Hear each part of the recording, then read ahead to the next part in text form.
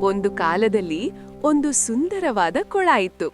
ಆ ಕೊಳದ ನೀರು ಅಷ್ಟು ಸ್ವಚ್ಛವಾಗಿತ್ತು ಎಂದರೆ ಬೆಳಗಿನ ಸೂರ್ಯನ ಕಿರಣಗಳು ನೀರಿನಲ್ಲಿ ಬಿದ್ದಾಗ ಚಿನ್ನದಂತೆ ಮಿನುಗುತ್ತಿತ್ತು. ಹಸುಗಳು, ಮಿಡುಮಿಸಿಗಳು ಆ ಕೊಳದ ನೀರನ್ನು ಕುಡಿದು ತೃಪ್ತಿಯಿಂದ ನಿಂತುಕೊಳ್ಳುತ್ತಿದ್ದವು. ಪಕ್ಷಿಗಳು ಕೊಳದ ಅಂಚಿನಲ್ಲಿ ಕುಳಿತು ಹಾಡುತ್ತಿದ್ದವು. ಆ ಕೊಳವೇ ಸುತ್ತಮುತ್ತಲಿನ ಜೀವಿಗಳಿಗೆ ಜೀವದ ಮೂಲವಾಗಿತ್ತು. ಆ ಕೊಳದಲ್ಲಿ ನೀನು ಎಂಬ ಚಿಕ್ಕ ಮೀನು ವಾಸಿಸುತ್ತಿತ್ತು. ನೀನು ಆ ಕೊಳವನ್ನು ತನ್ನ ತಾಯಿಯಂತೆ ಪ್ರೀತಿಸುತ್ತಿತ್ತು. ಪ್ರತಿದಿನ ಸ್ವಚ್ಛ ನೀರಿನಲ್ಲಿ ಈಜುತ್ತಾ ಸ್ನೇಹಿತರ ಜೊತೆ ಆಟವಾಡುತ್ತಾ ಸಂತೋಷವಾಗಿ ಕಾಲ ಕಳೆಯುತ್ತಿತ್ತು. ಆದರೆ ಕಾಲ ಬದಲಾಗತೊಡಗಿತು. ಹತ್ತಿರದ ಊರಿನ ಜನರು ಅಜಾಗರೂಕತೆಯಿಂದ ಕೊಳದ ಬಳಿ ಕಸ ಎಸೆಯತೊಡಗಿದರು.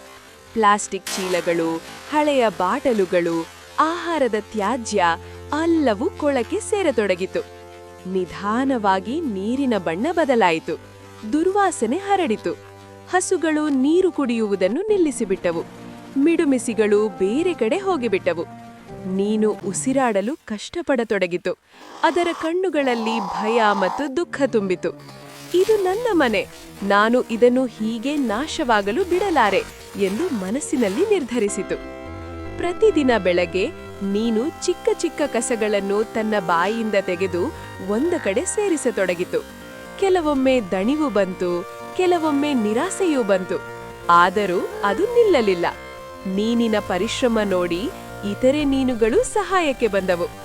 ಎಲ್ಲರೂ ಸೇರಿ ಕೊಳವನ್ನು ಸ್ವಚ್ಛಗೊಳಿಸಲು ಆರಂಭಿಸಿದರು. ಒಂದು ದಿನ ಕೊಳದ ಬಳಿ ಬಂದ ಮಕ್ಕಳು ಈ ದೃಶ್ಯ ನೋಡಿ ಮನಸಾರ ಕಲುಷಿತರಾದರು. ಅವರು ದೊಡ್ಡವರನ್ನು ಕರೆತಂದು ಕೊಳವನ್ನು ಸಂಪೂರ್ಣ ಸ್ವಚ್ಛಗೊಳಿಸಿದರು. ಮತ್ತೆ ಸ್ವಚ್ಛ ನೀರು ಹರಿಯತೊಡಗಿತು. ಹಸುಗಳು ಮತ್ತೆ ನೀರು ಕುಡಿಯಲು ಬಂದವು. ಮಿಡುಮಿಸಿಗಳು ಸಂತೋಷದಿಂದ ಗುನುಗಿದವು. ನೀನು ಆಕಾಶದ ಕಡೆ ನೋಡಿತು. ಅದರ ಮನಸ್ಸು ಶಾಂತಿಯಿಂದ ತುಂಬಿತು.